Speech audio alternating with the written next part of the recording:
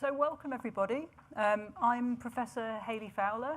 I'm a professor in the School of Engineering at Newcastle University, and I'm also director of the Centre for Climate and Environmental Resilience. So tonight's lecture is definitely on a subject very dear to my heart. I'd like to welcome you all to this lecture tonight. Can I please ask, before we start, that you make sure that your phone is on silent, please?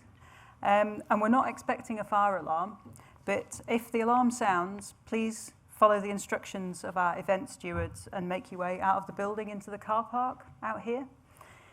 Following the lecture, there'll be an opportunity to ask questions. We'll aim to finish around 6:20 or so in terms of, and then we'll have some time for questions. So I want to introduce Professor Anusha Shah, who's giving tonight's lecture. She's the immediate past president of the Institution of Civil Engineers. So Anusha was president of the Institution of Civil Engineers until November this last year. She was the third woman and the first person of colour to be elected as president in the 200 years of the Institution of Civil Engineers history. And for me, that's quite remarkable and shocking at the same time. She's currently Senior Director for Resilient Cities and UK Climate Change Adaptation Lead at Arcadis. She's a non-executive director at the Met Office. She's a trustee at the Green Alliance, and she's a visiting professor at Edinburgh University. And Anusha specialises in water and environmental engineering, and she has over 22 years of experience in designing, managing and leading projects and programmes in the UK and internationally. And so I'd like to invite Anusha to give her public lecture on making connections for a nature and people positive world. Thank you.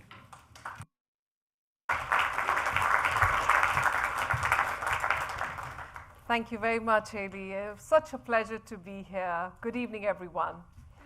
I know this is evening time, but I'd like you all to close your eyes for a minute or so, please. Everyone.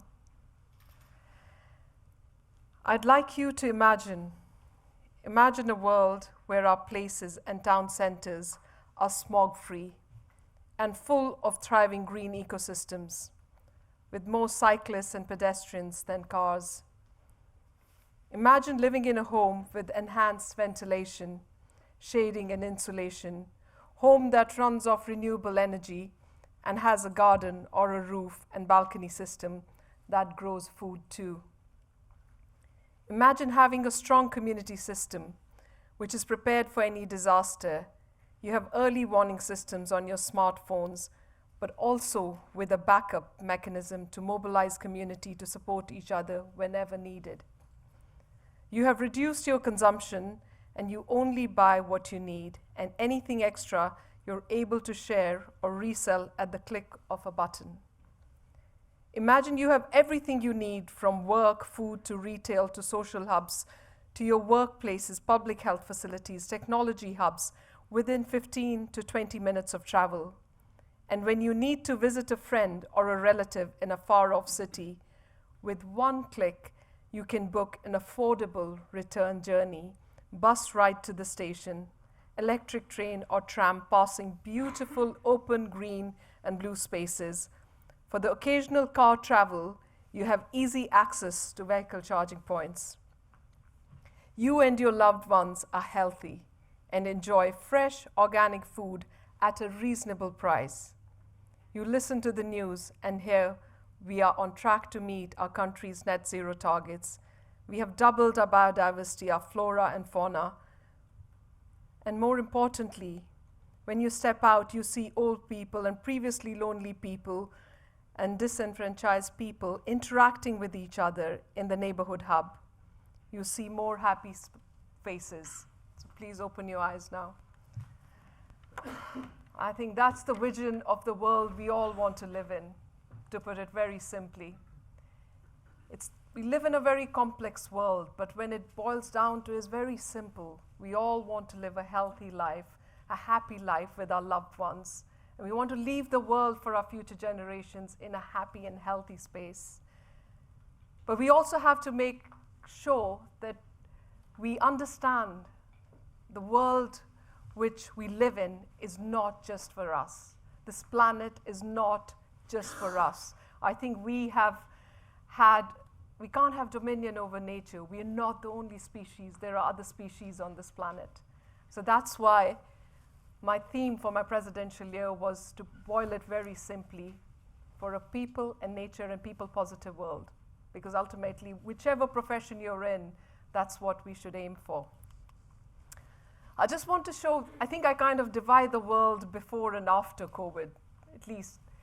World before March 2020, I think there was a lot of, thanks to Greta Thunberg and others, they had raised Fridays of the Future, protests, climate change, people suddenly woke up. There was irrefutable climate evidence. I think even within the UK, that's how we set our net zero targets in Theresa May's government. Brexit happened, sad or not sad, we have different opinions about it, but it happened. That's the reality. I think people, especially the future generations, were out on the roads. And some of the people imagining what the future world will look like, future taxis, you're flying taxis, smart cities. But while all this was happening, we were still having climate events.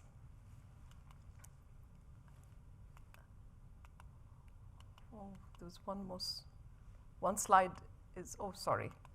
There was one more slide, I don't know what's missing, but what I was trying to show was then COVID happened. And that pretty much paused our life. And sadly, so many people we lost so many people. And some of the, after effects of COVID are still happening, long COVID or whatever the reasons are. People are still not, they're still bouncing, it's taking hard to bounce back. And most of us are now, we have a hybrid working culture, so we understood that we don't have to travel to Manchester from London for half an hour meeting. We can do it all from home. And so that's where we are. But while all this is happening, our governments are changing.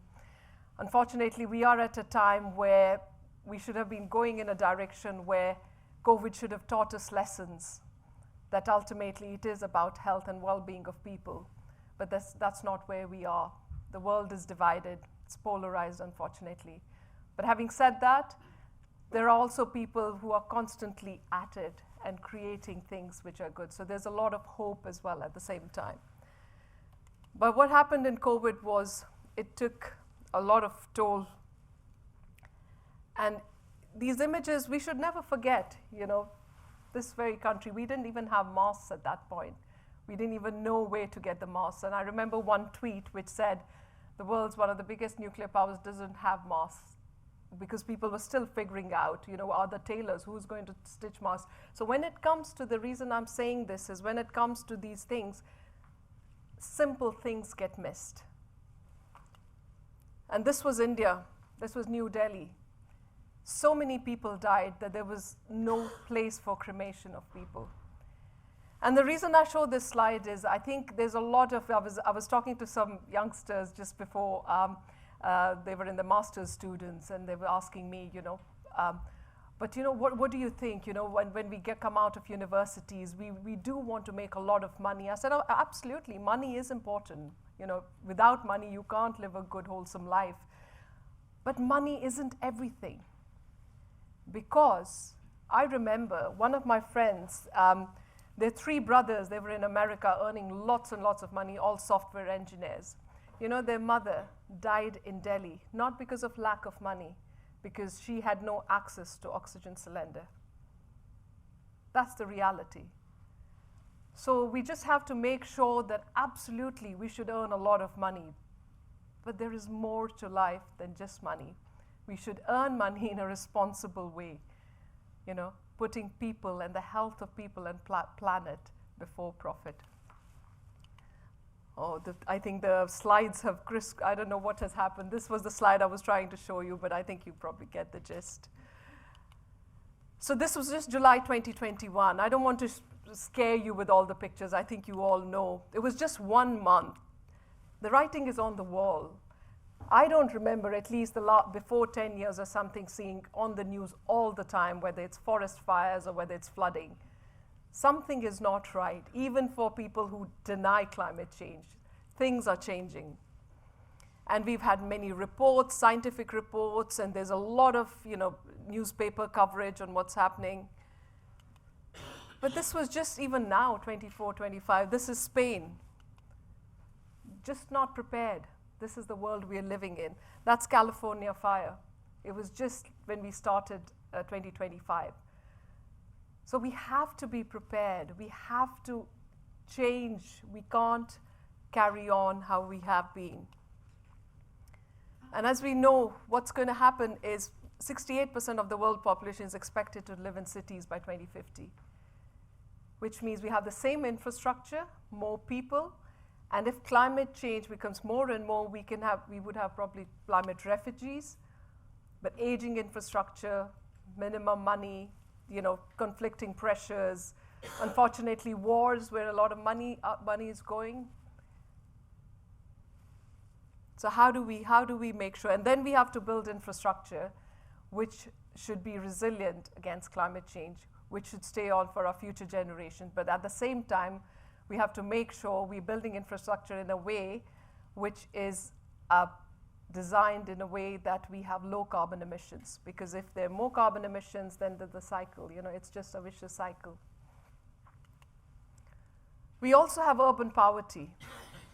I mean, I remember I've been in England for now 24, 25 years. I haven't seen as many homeless people as I've seen in London now. That's the reality. Why? Why? Something is not right. The systems are not right. There are more people on streets. And it's urban poverty. It's no longer the world is not divided like, the slums are somewhere in another part of the world. They're not. And because also what COVID taught us was, if one person is unsafe, the whole world is unsafe. So we can't divide the world into two. It's one. We have to work together. It is one planet. It's one world. This is a reality. I know sounds very philosophical, but that's the truth of it. We still have people, and I think there's enough evidence there during COVID again, so many disabled people. They suffered more. The vulnerable people are still suffering. We still have gender inequality. I mean, in just engineering, we pat ourselves on our back, or we've got moved from 12 to 13%. That's not good enough, because we don't represent the society. The professions are not representing the society.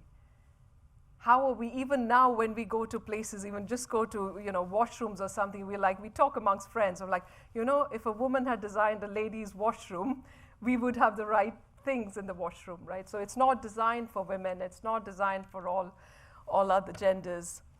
And people are getting more and more lonely. With digital revolution, it's great in certain aspects. Life has become easier. We have all the gadgets and so many things you can do. You don't need reams of paper. But on the other hand, somehow this is also making us more lonely. We go for a dinner, everyone is on their phones. People are not interacting with each other. That's the reality. Even people who deny climate change, I'm sure so many of you would have seen this cartoon, but it is my favorite cartoon. Even if you don't believe in climate change, even if what's happening around the world and you're getting fundings cut from climate programs and everything else, what is not good about that? You're still having your energy independence, preserving rainforests, which are lungs of the earth, green jobs, livable cities, renewables, clean water, healthy air, good health, if nothing else. So what's not to like about it? We have frameworks in place, and many of you would have heard of Sustainable Development Goals. The framework is excellent. I mean, if you look around those, the most important of all of them is number 17 for me. It's partnership. We can't do this in isolation. During my presidential year, I visited many countries, and I can tell you with confidence, no region, no country, nobody knows. No one has all the answers. Some people are very good at certain things, other countries are good at other things. We just have to learn from each other. the global south has to learn from global north, and global north has to learn from global south. We were just talking about, as for example, climate resilience, whether it's water scarcity or flooding. While this part of the world is very much planned and everything has a process and everything has a plan mostly, but the other part of the world might be haphazard. But in terms of resilience, I find the other part of the world is more resilient because nobody knows how to deal with floods more than Bangladesh because they've had to live with it. Or for water scarcity, Africa or India. When the power cut, and they're used to power cuts, when power goes and there's no water, they'll still save some water in their buckets and kettles. But we think power will never go, But I remember in London when once we had a power cut for 5 minutes, and I realized there was no water, So, but those things can happen. If there's a power outage, we wouldn't know how to operate. So I think getting that resilience, that not having 100% reliance on technology and power. So having that, and also when flooding happens or any of the disasters, whether it's COVID, just preparing for that uncertainty, getting your communities together. I remember we had floods in Kashmir, and I was cut off from my family. It was just, my husband and I managed to travel to Bombay. When I called my family up, they were all stranded. And for a few days, I had no news of my family. And everyone looks for government, right? Government is going to do that. Government was stranded themselves. They were all flooded.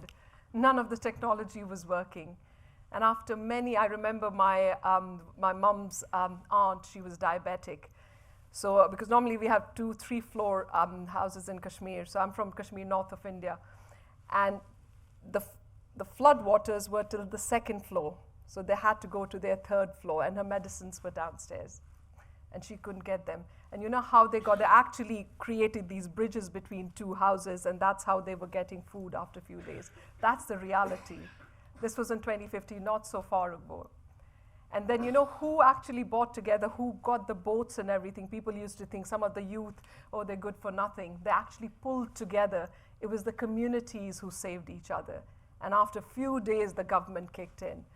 But I don't want to scare you, but this is something that can happen. So we have to have those strong community bonds. And people say, community, yes, I don't want to attend that meeting, and this meeting, it's boring. But we have to be prepared. And while we are getting prepared for that, you're getting to know people. You're in it together. So what's not to like about it? So some positive things are happening. You must have heard of, some of you, the 20-minute cities, what I talked about in my vision when I asked you to close the eyes. There are so many models talking about how to plan cities where everything is within the 20 minutes.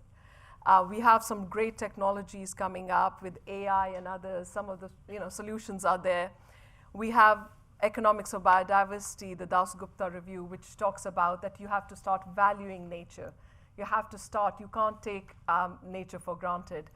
We also have, this is the donut economics, that we cannot break the boundaries, the planetary boundaries. We have to live within that. And if you look at that, it is about, there is the donut, which is the planetary boundaries we can't cross, but everyone has to have the basic needs. And within that, if we live within that, everyone can live a happy and healthy life. So that's the sweet spot. So it's not about certain parts of the world having like gold infrastructure, the rest of the world having nothing. There has to be a middle ground somewhere, because that way everyone can have a better life. Within our engineering industry, we have some great models, and this is from the infrastructure client group. And they're talking about how it's layered, like natural environment, built environment. We cannot isolate the two. And how the framework is the the UN Sustainable Development Goals, and it's all chalked out. So there are people busy working to see how these problems can be solved, because they're multifaceted, they're multi-layered. We also have like biodiversity conventions happening and saying it's not just about people. We cannot survive, as simple as that, if we don't look at the species. And there are targets, and we are saying that the world has to go towards net positive by 2030 and full recovery by 2050. So all the plans, the way we build infrastructure, it's very important to see firstly, why we are building, where we are building, and how we are building, to make sure that we are not in this extractive mode. We are also giving back to nature. Many of you would have heard of nature-based solutions. It's about using simple things like as flood risk management projects, how do you use ecosystem services, nature, take help of nature? Nature is the best engineer. We know that plants actually slow down the water. Why do we cut trees? How do we hold the water in upper catchments and when it goes down, and then we start building flood defenses? Or oyster reefs, we know they can break waves, and how do we make sure that while we are doing that, we are also conserving biodiversity, the species. So it's about looking at the win-win solutions, having multifunctional infrastructure, or blue-green roofs, that how they actually help in cooling down climates. When you have a lot of, you'll see it, you don't need a scientist or an engineer to say the roads which have trees, have shade, the temperature is much less than places which have no trees. So why are we cutting trees? But it's also important that you don't have to grow trees randomly. Are they the right type of trees, the right type of vegetation? So that's why you need specialists for that. But all this sometimes can feel very overwhelming. So it's too much to handle. So where do we start? And we also know that all our systems are quite fragmented, because we all operate in silos. Engineering is in a different silo, health is in a different silo, technology is in a different silo, But when you come to think of it, I think ultimately it's all connected. It's one system. So when you're looking for solutions, we have to make sure that we're looking at the entire system. And I kind of say that we as engineers are almost the doctors of the built environment, because when we build things, we actually impact the air, we impact the water, and we impact the land. But conversely, if we do it right, we can have healthy soils, we can have cleaner rivers, and we can have cleaner air. And that impacts the health of people. So I think ultimately what we do and how we plan cities and how we build cities and how we operate cities has a direct impact on the health of the residents. So when people say there's not enough money for infrastructure, are we looking at the right pots? Is it just infrastructure? Can we connect the infrastructure pots with the funding pots of health? Because we know so many doctors are actually recommending people to just go and have more blue and green spaces, because that's good for mental health and well-being. And that could save NHS costs. So how do we make sure that we're looking at health and well-being of people and building cities in a way that the focus is ultimately the outcomes? We are looking at the outcomes. We're not just looking at what we are building as an asset, whether it's a building, it's a bridge, or a railway track. We're ultimately looking at what is it doing, what is the benefits we're getting, what are the outcomes we're getting for people and nature. But as I said, because we have so many people working in silos, they're not talking to each other. The data is not shared. The programs are not worked together on. The incentives, the models we are operating in are all separate. That's why I feel you really need to disrupt the system. The processes we've always worked in needs to be disrupted, which are clearly in a way that looks at the outcomes. But you can't look at outcomes without speaking to the people who you're designing for.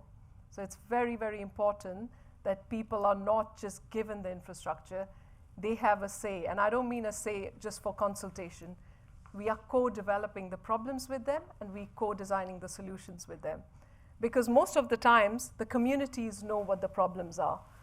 External consultants or engineers or government organizations can't just come and say, we think this is your problem and we are going to design a solution. So that's why it's very important to get that grassroots ownership of what projects we're building. But for all this, I think from my 25 years of experience and for observing life around me, for having experience on so many projects and having seen the world, the other side of the world, and having worked in this part of the world, I just feel the starting point is a new mindset. All the technical solutions are there and everything. I think the solutions are within our grasp, but we can't get to them till we change our mindset. the mindset of making sure that we are here like for a very short, brief period of time on this planet. We're all going to die, that's a reality. But what are we going to leave behind? What have we done? Have we done something? And that could be at any scale to make this world a little better than how we found it, especially for our future generations. What is it that we've done? And you could be a doctor, an engineer, a business person, economist, a social scientist. I think within us, this time has come. Each of us have within our grasp in whatever fields of work we have, it's a simple filter. Whatever work I'm doing, is it going to be benefiting people? Is it going to be benefiting nature? If the answer is yes, I think crack on. And that doesn't mean, by the way, I had those questions from the earlier group saying, that doesn't mean you're not going to make money. Because I frankly think the systems we have made are made by us. We have created the systems.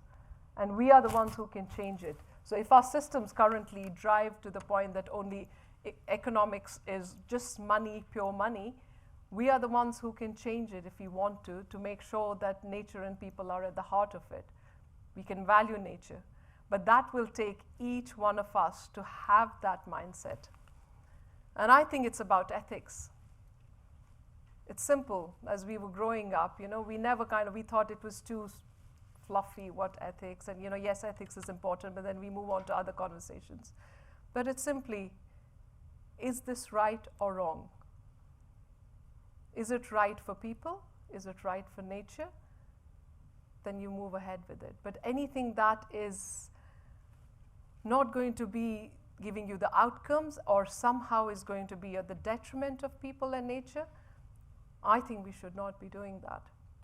And if each one of us thinks like that, I think the world can change. And when I say regenerate nature, we have come to a point, I think sustainability is great, how you make sure that you leave the future generations with how you're building now and making sure that they're secure. But we've got to a point where we've taken so much from nature that we have to give back to nature. We have to proactively regenerate nature. So we have to make sure that we are getting into projects where we are proactively doing it. I think some of you might know for the new developments, there's a mandate that 10% biodiversity net gain should be there. So it's not just about replacing what's already lost, it's 10% net gain. So that's why we have taken so much. It's going to take us many years, if you remember the graph I showed you, to bring back what you've taken. And some of the projects, it's not possible. That's fine. You've tried, it's not possible. But you can always compensate it to another project you're involved in. And when I say projects, I don't just mean, because I'm trying to make this speech for public as yet, because not just getting into engineering. Because each of us have a say. If there's a project happening around your community, you have a say. You can say if there is something that's not, not good for people and nature. Of course, some of the projects are controversial, but as long as you're not convinced that the outcomes are going to be, I think it's in our power to make sure that we can say, unless there are mitigating factors, unless there's a mitigation plan, if something is being taken from here, how are you offsetting it? But offsetting should be the last option. It should not be the first option. And when I say regenerate nature, it's not just about where you're building and you're not destroying the habitats. It's also where you're extracting the materials from. Because nobody looks at that side. Everyone talks about operational carbon and embodied carbon, but very few people talk about the embodied biodiversity. It's not about, I'm building here, but I saved great crested newts, or I saved these species. It's about where you're extracting the materials from as well. Is it done in an ethical way? Have we harmed any species? So it's looking at the whole life cycle of biodiversity as well. And this is more engineering in our, engineers in the room will know this graph. Your maximum influence is right at the start of planning. So you have to follow this hierarchy. I've just added one there in green. So it's about, firstly, do we need to build at all? Why do we straight away go to, let's build this asset? There's so many buildings, sometimes you look around and has anyone done an estimate of so many buildings like empty? Can't we repurpose and repurpose those assets? So I think firstly think that, explore alternative approaches, and then if you absolutely have to build less. Are there other things that can be done? Changing the operating processes. Do we need a new railway track, or can we change the signaling process or something? Only build if you have to. And if you're building, design with the nature-first approach. As I said, the nature-based solutions, whether it's blue-green infrastructure, it's wetlands to make sure the wastewater is filtered out, or it's oyster reefs, or it's any of those nature-based solutions which can slow down the water and give multiple benefits of health and well-being. So it's designed with nature-first approach. And then build clever with low-carbon materials. And then last of all is efficiently embrace new construction technologies, like we have modular construction. But I think where we are getting there, but it's still straight away, let's go to modular construction technology. We're not going through the whole hierarchy.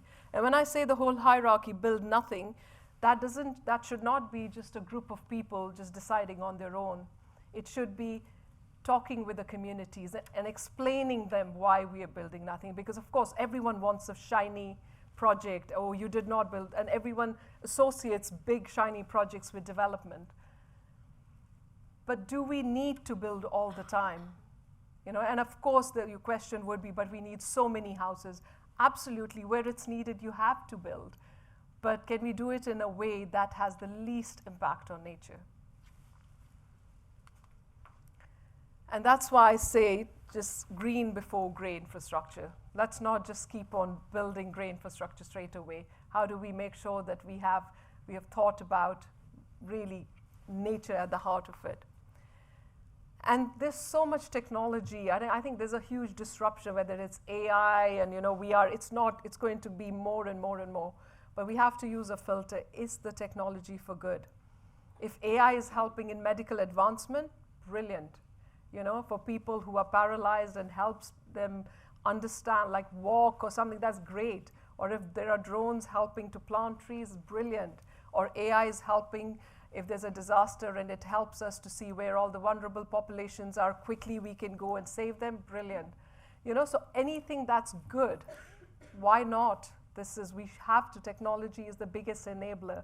And I think we have to adapt, we have to change, and we have to use all the technologies for good. Because if we don't adapt, as you all know, you all know from old times, Kodak, they thought they had the best technology and they don't need to change, but where are they? The same with Nokia or Blockbuster, so it's like Netflix disrupted them. So I think this slide is more about having that adaptive mindset, looking at what's going to, being ready with any uncertainty. So I think, we have to change within ourselves as well, not be resistant to change. Keep our eyes and ears open and see what the change is coming, and really kind of have that adaptive mindset. And of course, we need inclusive and green policies, and that's where all of us come in. And people say that as engineers or something, politics is different. It's not. Ultimately, whatever I've said, a big part of it is who we elect as leaders, because they are going to have a big say in the policies that are set. That is true. But ultimately, we can't say for all this, so-and-so is doing. We elect them. The power is in our hands. We have to elect the right people. And I think we should, I hate to say that, we should not just look at, so-and-so has a gift of the gab. He makes excellent speeches. He's the best. Do we really, can we go a bit deeper and see, is that person kind? Is he good for people? Or she, for that matter, she or he is good for people. But if they make brilliant speeches, does that make a good leader? So I think we have to be a bit less superficial in our voting. Make sure that we vote for the right people. Because ultimately, whatever we say, the politics impacts us, impacts our industries, impacts our daily lives, impacts our families, impacts our health. And that's where we are in the world.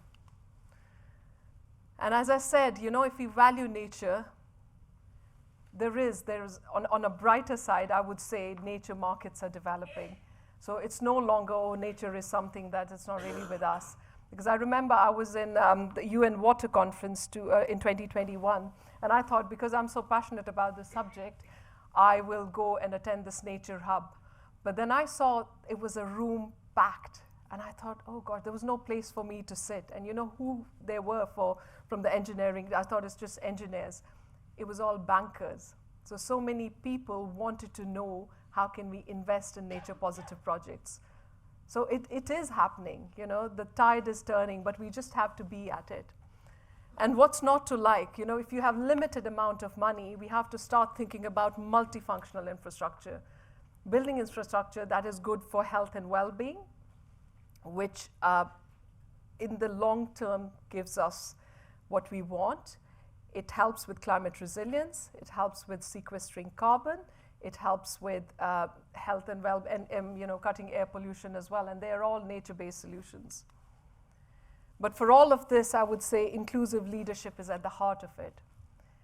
Because I think everyone, if you just plan the cities and infrastructure with the same type of people, with the same group over and over again, you're going to get the same answers. And we all talk about innovation. And innovation doesn't happen if you don't have diversity of thought, if you don't have many people sparking those ideas together.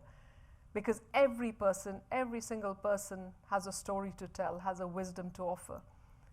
And I've been in projects where the best ideas have come in from people you wouldn't normally think it's coming from. So you have to listen to everyone. So that's where inclusive leadership comes from.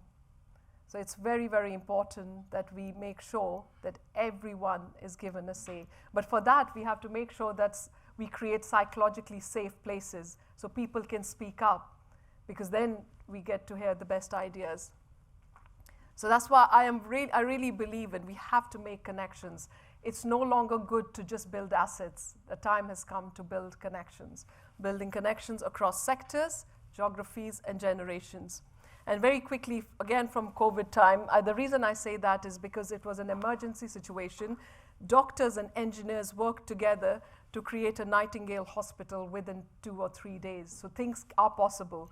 We changed the law with the House of Lords. They all got together, all the bureaucracy was cut, and COVID. So that was because we were in an emergency. I think so things can happen if we really put our minds and hearts to it. And some of the ideas can come from anyone. Let's not be arrogant that only engineers and scientists have all the solutions. This artist actually said, why do we need, we want to have low carbon emissions. And he said, what if we paint the roads with this kind of paint, it glows at night. And that came from an artist in the Netherlands. So that's why it's so important to kind of make sure that everyone gets a say in the ideas. So this is just, so how do we break silos and create synergies? It's just to say that this is more my engineering world. So those of you who are non-engineers, so it's not just this circle. We are operating there at the moment, Environment Agency, water companies, risk management authorities. I think we have to extend that to then the rest of the infrastructure, then create city plans, but not in isolation to rural catchments. Because remember what the farmlands are, we have to work with farmers because the water is from source to sea. And then have the framework of sustainable development goals. But for that, you have to have a zipper effect. You can't just have the two CEOs talking to each other. It's everywhere you have to start talking to organizations. And let's not forget all those people we have to connect with. It's time one of the reasons I'm here, I'm from the industry, is I'm trying to bridge the gap between industry and academia, because all the complex questions we have in the industry, we want to send to the academia, and equally academia, they want to have real life projects for students. And similarly, the funders and bankers, they need a pipeline of projects, and they have the money and we have the pipeline of projects. So I know we don't have enough time, so that's something we are trying to do, is how do we create platform where bankers come and work with engineers. And these are just very quickly, I'll show you some projects. So on the left-hand side is a Bangalore airport. And this was part of my presidential trip. So as soon as I got down from the plane, it felt like as if I'm entering some spa or something. You would never think an airport to be like that, because you normally think airports are just those places where logistically you're just moving from A to B. But they've created, when I say nature and people positive project is one of my favorite ones. they've created something from sustainability from all angles, the way they are harvesting rainwater, the way they've built this engineered bamboo structure, which has natural light. They've used intelligent systems where they're using sensors, how to put water in the plants, the way they created wetlands around the airport. And on all of it is because Bangalore is a garden city, so they've tried to make the garden city concept into the airport. So it's kind of thinking of the consumer and the passengers as people who should have an enjoyable experience. And I would say a similar model should be for hospitals. Why do hospitals have to be so gray, boring, and sad? We have to have nature and blue-green infrastructure within hospitals, because that's exactly where you need it. When patients are really sad, they need to be inspired by that. I don't know why we build such gray buildings. On the right-hand side, this is the Castlefield Viaduct in Manchester. And again, one of my favorite projects is because it was a derelict viaduct built in 1829, and in 1969 it was kind of used to transport, there was to be railway trains, coal railway trains, and then it was just lying like that. But National Trust worked with other partners, and they just revived it, and they've used it to plant trees, and this has become like a nature hub where people can visit. And amongst the whole grey infrastructure, it stands out. It looks good aesthetically. It's a place where people can have a walk, like from people who are kind of just interact with each other. When I was there that evening, there was supposed to be a fashion show with students, and other public were invited there. I think we need more such projects. So there is assets there which we can repurpose. This was at Hong Kong. Again, it's called the River in the City project. So when I see similar kind of flood relief channels in other parts of the country, world, they're full of litter. But the way they have developed it, engineers working with ecologists and hydrologists, they've created this gushing stream, and they've made it such a nature haven. And I could see butterflies there. So not only is it helping with slowing down water as a flood relief channel, but they've also created a lot of biodiversity, and it's become a picnic place spot right in the middle of the city. On the right-hand side, again, there's a new development happening in Malaysia in Gamuda Cove. Again, they have looked at sustainability in all its aspects, making sure, from using wetlands for, slowing down the waters, to rainwater harvesting, to the waste management. The way they have built this city, and they're in the process, and they've used all modular construction in the way they're building. So great examples. I'm just conscious of time, so I'm speaking a bit just very quickly on Jakur Lake in India. Again, one of the projects where the citizens were actually involved. So this lady was talking to us. There was a lake behind her which used to be full of sewage and silt and rubbish, and how within the next 3-4 years, how they all kind of did a grassroots movement, and they worked with engineers, ecologists, and everyone, and how they revived the lake. And now it's like become so beautiful, and it's got like butterflies, and people go for walks there. So I think it's about creating these assets. I don't think engineers can work on their own. It's about creating places where everyone enjoys and thrives. Again, this Mayfield depot in Manchester, UK. And people say, oh, well, you create blue-green spaces, but how is it good for business and everything else? But when you buy a flat or any property, if it's overlooking a garden, the prices are high.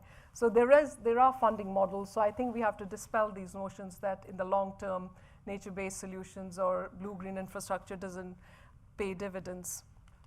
So just very quickly, the projects I'm involved is 50-liter water initiative, that when you're looking within homes, how do you make sure that you're not just looking at asking people to just say water, that hasn't happened. How do you connect the water with energy and to carbon? For example, do we need hot water 24/7? The hot water is, is the second most biggest emitter of emissions after space heating within homes. So it's about, if we use less hot water, only use hot water when we need to, it's less carbon, it's less money, less bills. So we have never made the connections openly about, we all talk to people about saving water. It's about making those connections. So I'm working on a project. I never thought as a civil engineer I would work with Procter & Gamble and all others who are designing washing machines and dishwashers. And we are trying to see how do we make things simple for consumers of having bills where they don't get water bills separately, energy bills separately. it's water and energy integrated. But we're still a long way from there, but we are working towards that. And this is very quickly about making sure that we have models where we're looking at win-win solutions. That's called the landscape enterprise network systems. What happens is creating marketplaces where if the farmers, say for example, there's a farmer and they've got a piece of land, and there's an environment agency, a water company, and Nestle. Nestle wants food from the farmer. Environment agency wants less water to go in the nearest river, and Anglian Water doesn't want so much silt. So they want to save costs. All of them get together and incentivize the farmer for, better land management techniques. So it's about getting partners together to incentivize, so there's a win-win situation. So these models are not the norm, but these models are innovative models that should, so it's not always that we should wait for the government to do everything. I think it's about getting the private investors, creating models to disrupt the whole thing. And this is about, this is just starting, I'm really pleased to say. So I've joined a group which is about rebuilding natures. It's about creating a UK strategic nature network by restoring the ecosystems across the country. Again, it's just starting. So, but we are people from this like unconventional partners. They're engineers, they're communication specialists, ecologists. And so this is something I'm really excited about it. It's not just the road network. Why haven't we thought about strategic nature networks as well, looking at places where nature can be revived? And this, many of you might know, one of the best projects, biggest examples for nature-based solution is Medmary realignment. This is in West Sussex. So normally this was Environment Agency-led project. So they used to have, this is one project where the communities, you basically let the sea water in, and this is about putting the defenses and having a breach in the defenses, so you create intertidal habitat. But what this helps is not only you save communities from flooding, you create a biodiversity haven. So of course the communities first saw, no, all we need is a wall. So it took time, but finally when they understood, now everyone's happy, the properties are protected, there's amazing bird species there, and it saves £300,000 almost for Environment Agency for maintenance costs. So it's looking at these win-win situations. And something I just attended last week was, please, if you haven't seen, this is a book I absolutely loved, is Islands in a Common Sea. So it was a presentation by farmers, fishermen, and people around the world who are actually looking at healthy ecosystems. And one example I'll quickly give you is a friend of ours. She had 12 acres of, she was a corporate person, chief marketing officer of very big banks in India. She and her husband actually said, you know what, we're not going to wait for the world to change things. At least for our own children, we want to give them healthy ecosystem and good food. It started from there. They've ended up creating, converting this 12-acre of land to a lush forest in India as a result, and through permaculture, which is permanent agriculture. And she's created water systems there, and she's also made her house with, traditional techniques of lime and rammed earth, having a rainwater system. And, she was here last week for attending this Lands in a Common Sea film screening. And she was telling us, she was like, this is one way, I don't think I'm giving to planet. I'm actually making sure my children have an ecosystem where they are healthy. So I think she said, I was done with waiting for people to kind of change things for me. So I thought, this is something I can do. So both of them had a corporate career. And there's some brilliant examples like and her house stays, cool in summers and warm in winters. Some of the traditional techniques have to come back. We have to start looking at where we can get the solutions. And we are in such an exciting phase, traditional techniques from one side, technology on the other. We just have to connect the two.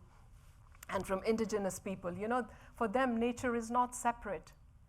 They are nature. And I think we have to go back to the very basics. We have to learn from the wisdom from the past, how things were very simple. I think we need to go back to those things, but equally have modern systems, but with that embed some of the things that were working earlier.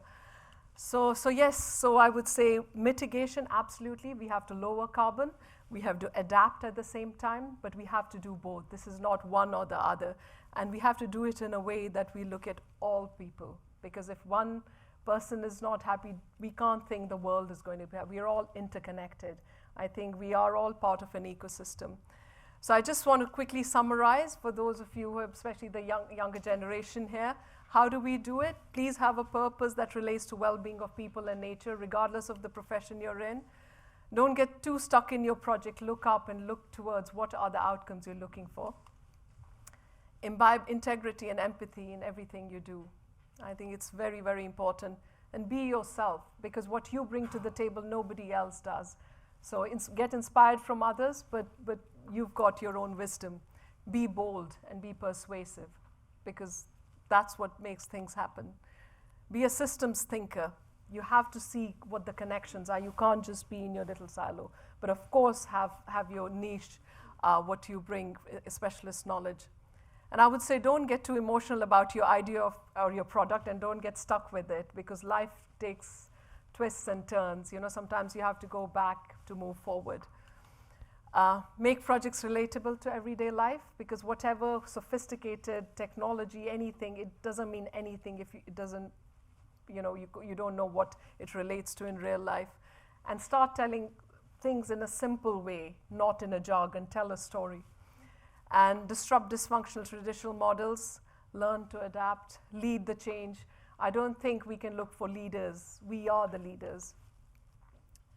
Get ready to be unpopular at times. You can't please people all the time, you know. It's okay. If you believe and you have the conviction, it's okay to be unpopular. Research your subject, collaborate, break silos, keep sharing your experiences. And I would say create more leaders from the grassroots. And leave assets, not liabilities. And I would say stay humble and have fun in the whole journey. I love this. This was on Facebook. I know it sounds cheesy, but this is so true. I'll leave you with that. So thank you very much. I could talk for a whole hour, but I want some questions. Thank you.